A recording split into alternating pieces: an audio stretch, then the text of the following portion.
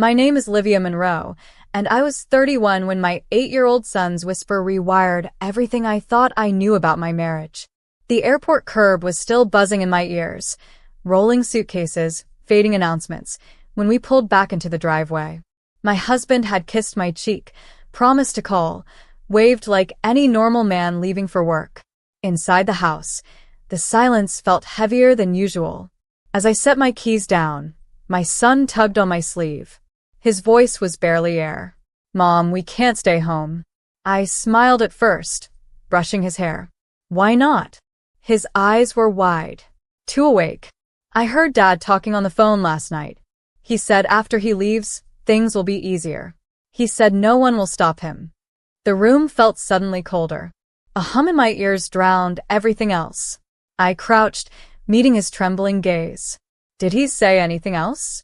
My son nodded once. He said not to worry because we wouldn't be here much longer.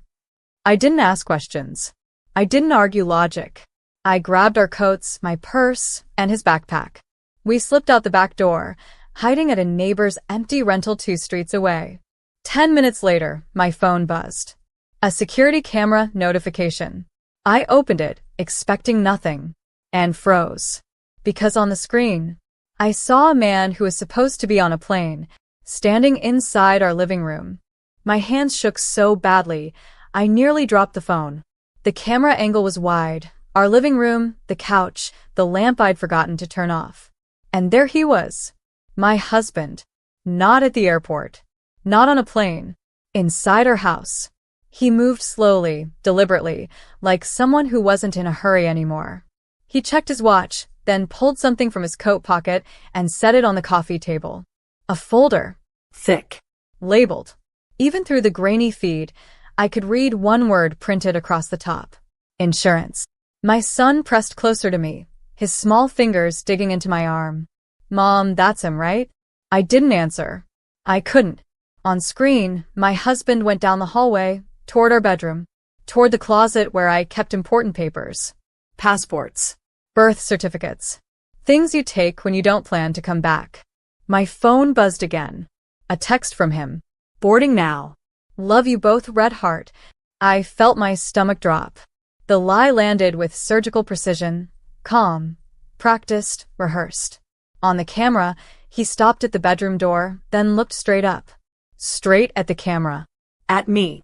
And for the first time in our marriage, he smiled without warmth. That's when I understood. He knew I was watching. And whatever he was planning, he never intended for us to be alive when he returned. I turned the phone face down like it could see through me. My son's breathing was fast, shallow. I pressed his head into my coat, feeling my own pulse hammer in my throat. "We're not going home," I whispered, more to myself than to him. From the dark rental window, I watched the street. Every passing headlight felt like a spotlight. My husband's car was still gone, which meant he'd planned this with margins. Time buffers. Alibis. I flipped the phone back over. The living room feed showed him returning from the bedroom with a small metal box, our fireproof safe. He set it on the table, opened it with the code I had set years ago, and removed 2 passports. Mine. And my son's. Then he took out another document, unfolded it carefully. A will. My will. Updated. Signed. Dated last month. A forged signature, so clean it stole my breath. The beneficiary line was already filled in. His name. A knock tapped the rental door softly behind us. I nearly screamed. My son clutched my sleeve. "Mom," I didn't answer. I muted my phone, slipped it into my pocket, and moved toward the door, every step measured. Through the peephole, I saw a woman mid-30s, calm, professional.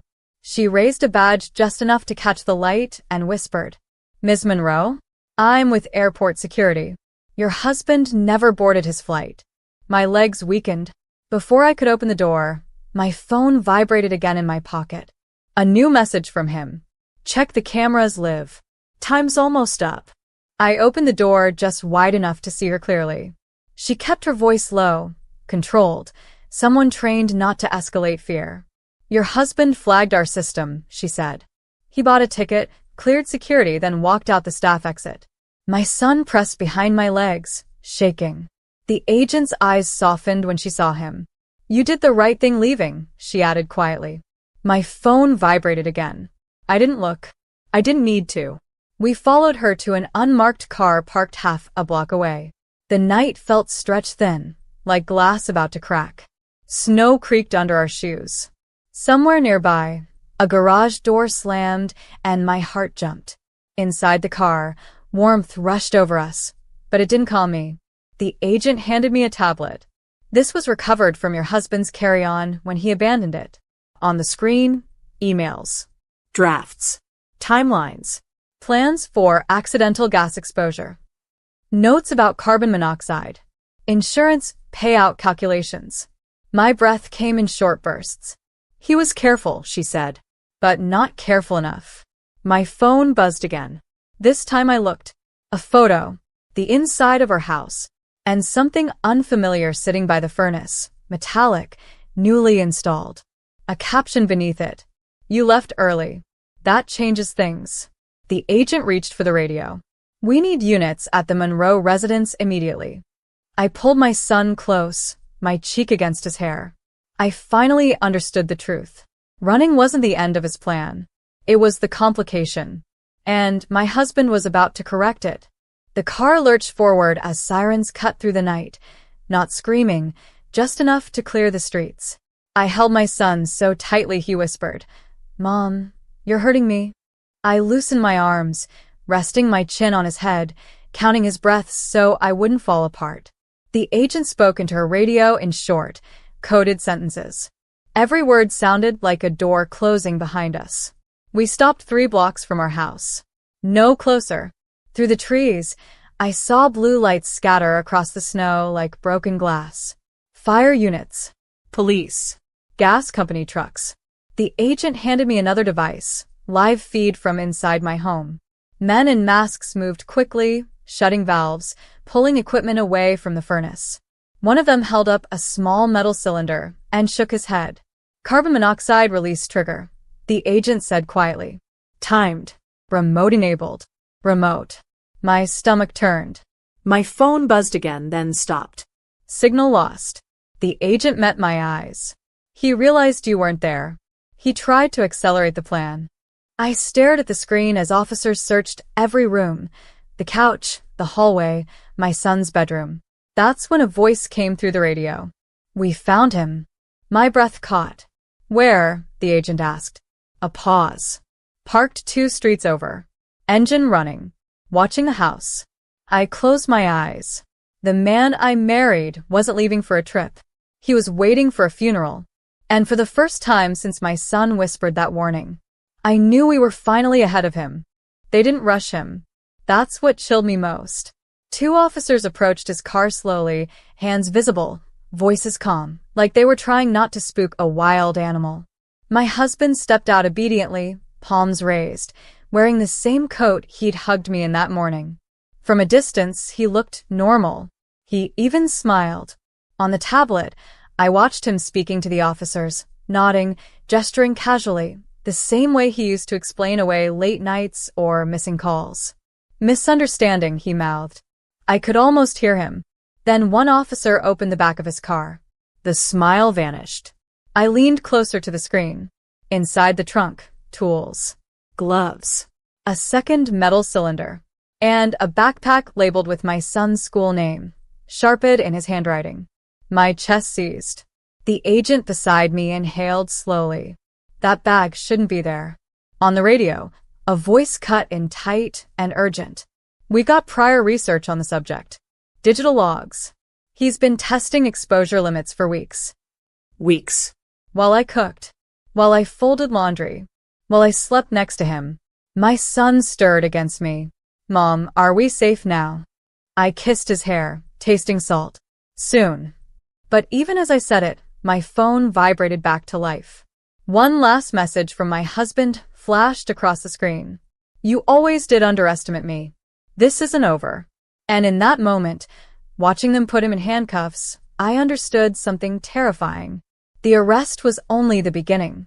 The officers led him away, his eyes darting between us and the flashing lights, calculating, calm. Not angry. Not desperate. just assessing, as if this arrest were a puzzle he was already planning to solve. My son clung to my leg. Mom, will he come back? I held him tighter than ever. Not if we do this right. The agent handed me a small folder, court documents, evidence logs, recorded threats, copies of the cylinders, and the emails he sent himself to plan everything. I flipped through them silently. Every page screamed intent. Every line screamed danger. And every page was mine now. I looked up at the agent. We press charges? She nodded, calm.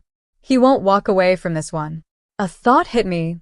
Years of fear, whispers in the dark, pretending everything was fine, it had led me here. To a position of control. To a moment where I could protect my son. Where I could finally stop hiding. I walked outside, snow crunching under my boots, and felt the weight lift. My son laughed, a small, fragile sound, but real. For the first time, the house behind us wasn't a cage. It was a warning. And I was the storm waiting for him when the trial began. Because some men underestimate mothers, and some men pay for it. Courtroom lights are harsh, cold, unyielding, but I didn't flinch. My husband sat across from me, handcuffed, trying to maintain composure. The same man who once whispered threats in our home now looked smaller, stripped of control. The prosecutor presented every piece of evidence. The cylinders, the timelines, the emails, the threats. Every lie he told to friends, colleagues, and even our family crumbled under the weight of truth. He tried to speak. Livia, you don't understand. I shook my head, voice calm, steady. I understood the moment my son warned me.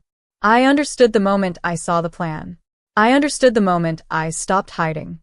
The judge's gavel echoed like a drum. Guilty on all counts. I exhaled slowly. My son squeezed my hand. Relief and pride mixed in a quiet wave. My husband's eyes met mine one last time, a mixture of disbelief and bitter recognition. He had underestimated me every step of the way. Outside the courthouse, sunlight hit our faces. I looked at my son and whispered, "We're safe. We're free. And we'll never let fear rule us again." My husband would serve his sentence. He'd pay for his crimes. And for the first time in years, I felt the quiet joy of justice done. Some